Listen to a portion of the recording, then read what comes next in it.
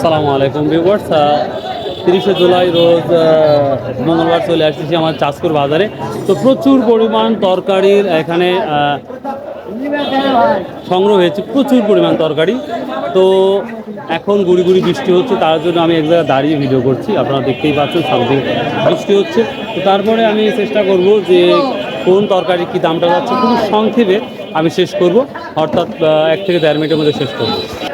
এরকম বেগুন কত বলতেছে আজকে? মাটি কাটা দর মাটি কাটা দরটা কত? 600-700 তরকারি। ওরে বাবারে বাবা, তরকারি তো। ঢেঁড়স কত বলছে ভাই? 500-600 না? আজকে পটল 1200 টাকা না? 1200 সর্বোচ্চ বাজার। আচ্ছা, সর্বনিম্ন 800 না? আর উপরে 1200। আচ্ছা আচ্ছা, ঠিক। প্রচুর পরিমাণ তরকারি আসছে, তার জন্য তরকারি এই পরিস্থিতি প্রচুর পরিমাণ আসছে, দেখতেই পাচ্ছেন।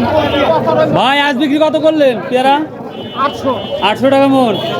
আচ্ছা ঠিক আছে। লাইলের কি অবস্থা আজকে? কত অবস্থা ভালো, সর্বোচ্চ কত বিক্রি করছেন? 1700-1600। আচ্ছা আচ্ছা ঠিক আছে। তো বৃষ্টি পড়তেছে, এই জন্য আর ভিডিও করতে পারলাম না বা কথা বলতে পারলাম না। সেই তো মোটামুটি তরকারি বাজার, তরকারি যা আসছে তাই কথা বললাম।